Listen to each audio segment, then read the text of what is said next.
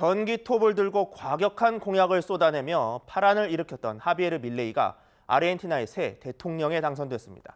이 괴짜 대통령이 아르헨티나에 어떤 변화를 불러올지 현지 통신원과 함께 알아보겠습니다. 김루스 통신원. 네, 아르헨티나 부에노스아이레스입니다. 네, 무명 정치인이었던 하비에르 밀레이가 아르헨티나를 이끌 새 수장이 됐습니다. 무엇보다 후보 시절 쏟았던 그 과격한 공약들을 과연 현실화할 수 있을지가 관심사인데요. 어떻습니까?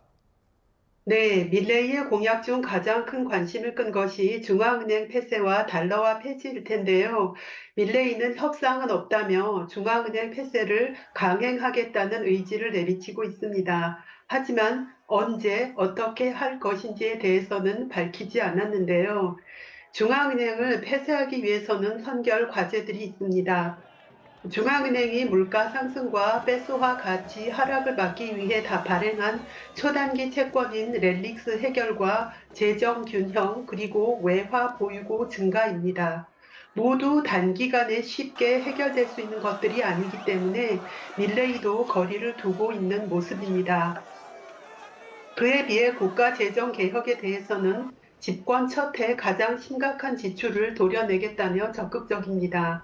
대표적인 것이 국가 보조금인데 한 민간 컨설팅 회사에 따르면 전기와 수도, 가스, 통신 등에 지급되는 국가 보조금이 국내 총 생산의 2%에 해당한다고 합니다. 따라서 이 보조금을 없애고 가격을 정상화하겠다는 건데요. 이 경우 관련 부문 가격이 10%가량 오르고 이로 인한 구매력 약화와 빈곤율 증가가 나타날 수 있습니다. 하지만 국가가 억지로 가격을 억누르는 것이 정상적인 것은 아니기 때문에 진통을 겪더라도 가격을 정상화해야 한다는 시각도 있습니다. 국가 보조금을 없애면 재정 적자가 제로가 될 것이라는 연구조사도 있고 관련 회사의 누적 적자도 해소됩니다. 또 가격 정상화가 되어야 수출도 유리해질 것으로 보고 있습니다. 네, 아르헨티나의 외교 정책에도 변화가 예상되는데요. 현재 이웃 국가들과의 관계는 어떻습니까? 네, 밀레이는 후보 시절 사회주의 국가를 맹비난하면서 교류하지 않겠다고 말했습니다. 그 여파로 니카라과의 다니엘 오르테가 대통령과 브라질의 룰라 대통령은 밀레이의 대통령 취임식에 참석하지 않겠다고 밝혔습니다. 밀레이는 브릭스 가입도 부정적인데 브라질과 러시아, 중국, 남아공 등 Todos los 구성국들이 argentinos muy 자신이 bien, 추구하는 porque hoy 가치와 원칙에 comienza la 충돌한다는 reconstrucción de Argentina. 이유에서입니다. 하지만 밀레이가 이 기조를 이어가기는 어려워 보입니다.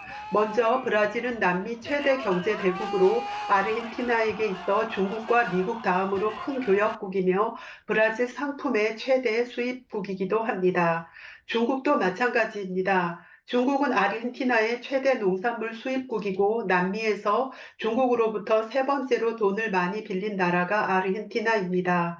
중국과 통화 스와프도 체결했죠. 아르헨티나 경제에서 중국이 차지하는 비중은 매우 큽니다. 따라서 후보 시절 약속했던 친미 반중은 현실적으로 어려워 보입니다. 밀레이의 공약 중에는 상당히 충격적인 장기와 영아 매매 합법화나 총기 소지 같은 논쟁적인 것도 있었습니다. 이건 어떻게 되고 있습니까? 네, 말씀하신 공약에 대해서는 공식적인 행보는 없습니다. 밀레이는 대통령에 당선되자 기존의 강경한 모습 대신 유화적인 태도를 보이고 있는데요. 그전까지 멸시했던 중도 우파 정부의 관료들과도 연대하고 Y 있습니다. Victoria 좌파 Villarruel 패론 ha 정부에서 obtenido 규제 en todo 없는 el país 자본주의로 14 변화하는 데는 millones 시간이 557 필요하다는 mil 점, votos. 자신의 정치적 기반이 약하다는 점 등을 인식하고 실용주의로 노선을 튼 것으로 보입니다. 다만 아까 말씀드린 것처럼 국가 Desde el año 보조금 삭감 등 2027, el 국가가 ciudadano 주도하는 Javier Gerardo. 정책은 철폐하겠다는 생각이 강합니다.